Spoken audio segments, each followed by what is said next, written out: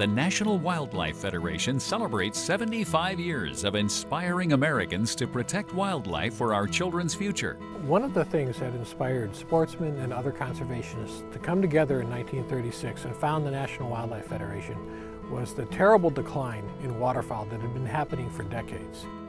Since that time, the National Wildlife Federation has been working to protect species from little, like the frog, to big, like the polar bear. Altogether, you weave these species all together, it's a complex web of life. The National Wildlife Federation is about protecting this web of life. We would not have the abundance of species like wood duck that we have today because we wouldn't have the great places on the landscape that protect and nurture those species without a partner like the National Wildlife Federation. Today, in the face of continuing development and the growing threat of global warming, the National Wildlife Federation focuses on the plight of species like the polar bear, whose natural habitat, sea ice, is literally melting away. 55,000 sea turtles drown every year in American shrimp nets. Going public to protect wildlife is nothing new. Our concern for the sea turtle dates back over decades. Last year, we funded the work of the Sea Turtle Conservancy.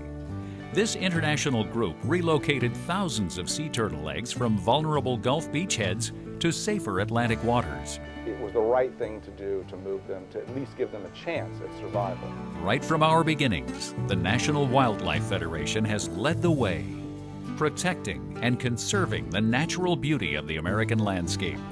Just 50 years ago, the ponds and marshes of the Midwest that had once carried huge flocks of geese and ducks were but parched wasteland.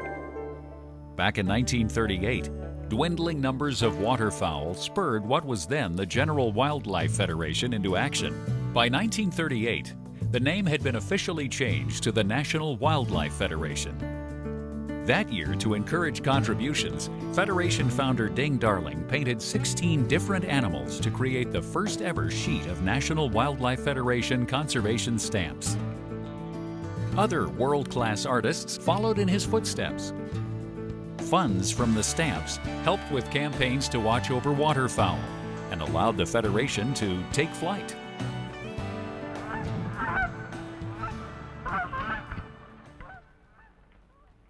Hello, I'm Walt Disney. It makes quite a picture, doesn't it? A flock of waterfowl in flight. But you know, the way things are going, it's a picture that won't last unless we do something about it. Ever since that 1936 date, for the last 75 years, that's what we've been doing, following the footsteps of Ding Darling and those forward-looking sportsmen many years ago, that we are now a nationwide force. As the natural beauty of the Florida Everglades attracted more and more residential development, the delicate balance of this semi-tropical paradise shifted. So in 1951, the National Wildlife Federation highlighted the vanishing key deer in its first ever National Wildlife Week. Back then, only 25 key deer survived. Today, they number 1,000, but they remain on precarious footing as a species. And our work in Florida continues. Despite their status as the state animal, the Florida Panthers' numbers still teeter on the brink. I just got back from a trip down to Florida, and I was particularly impressed at how passionate regular people were about wildlife and conservation. You know, for somebody that does this for a living, to see regular people get engaged is really inspirational. With their more than 6-foot wingspan, few birds match the majesty of the bald eagle. They look indomitable in the wild, but over the years, DDT and unchecked development destroyed their nesting areas. By the 1960s, this mighty bird was approaching extinction, and the National Wildlife Federation recognized what was at stake. Working with Congress and other allies, we worked successfully to create the Endangered Species Act, the law that helped keep our national symbol flying high.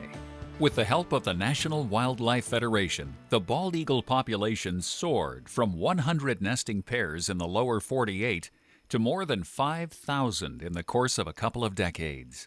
We came to this issue, to fighting for wildlife, because wildlife were disappearing around the world. That's why we supported an Endangered Species Act, and that's why we've worked so hard to protect so many species. I'm Robert Redford. The grizzly bear is a huge, powerful animal, long considered the monarch of the American wilderness. Towering 9 feet and weighing up to half a ton. Thanks to efforts dating back to the early 1980s, another formidable species, the grizzly bear, continues to make a slow, well-managed comeback in important parts of its natural range. The National Wildlife Federation keeps a watchful eye on these magnificent animals, trying always to improve the relationship between this icon of the American West and man. Eventually, thanks to the intervention of the Federation and many others, both public and private, the grizzly no longer fights for its survival, but now thrives in the heart of its historical range. As we've brought the grizzly bear population back, shows that we can do this around the country and should inspire us to really work harder to protect wild populations of animals.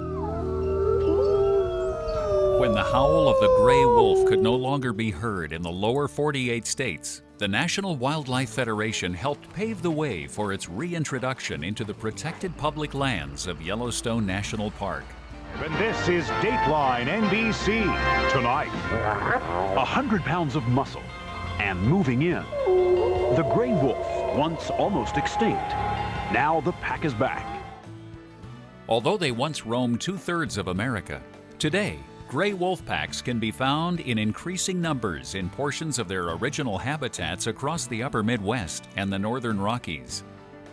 I think one of the reasons that people relate to them so well is that they're a lot like us. They're social animals, they live in family groups, they take care of their babies, and that connection helps people be inspired to want to protect them, and that's a good thing. Our conservation work is not done. Every day, wildlife like the bighorn sheep, the brown pelican, and even cold water fish like the wild salmon face new and varied challenges, from increasingly compromised habitats to conquering the double threats of global warming and rising sea levels. The work of the National Wildlife Federation remains an essential key to the success of many species today and into the future. NWF has shown itself to be a very resilient and persistent organization, but also an adaptive organization, one that changes with the time and builds capacities and expertise to fit the challenges of the time. So I think the future is bright. For the last 75 years, National Wildlife Federation has been on the ground working to protect wildlife in the natural world. And we do it not only for the animals, but we do it for people too, because we want to make sure that future generations get to experience these amazing creatures that share the planet with us. And as long as those creatures are under threat, National Wildlife Federation is going to be there to protect them.